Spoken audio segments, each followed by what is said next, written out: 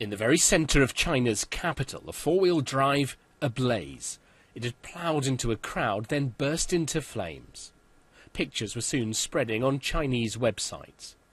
This is one of China's most famous tourist sites, the entrance to the Forbidden City, beneath the giant portrait of Chairman Mao, founder of the Communist Party.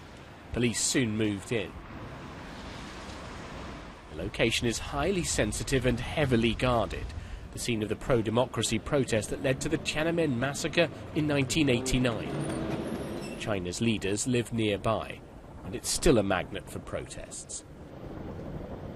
China's government has given no explanation, only saying 3 people died in the car and 2 tourists were killed. Instead, censors moved fast to delete the internet references, and teams scrubbed the square clean.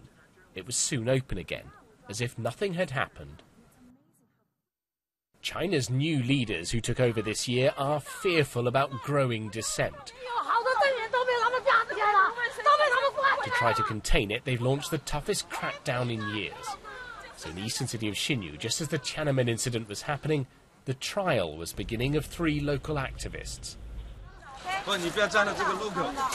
They're part of a group calling itself the New Citizens Movement, campaigning against corruption. Liao Mingyu showed us why her mother's on trial.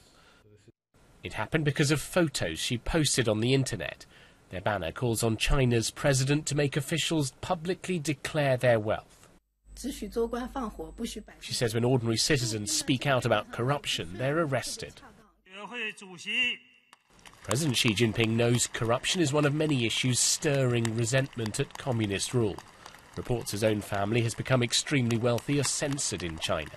But rather than bring reform, his government is rounding up its critics.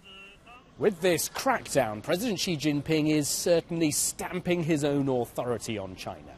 1 year into his leadership, he's going further even than his predecessors did, to rein in threats to the Communist Party.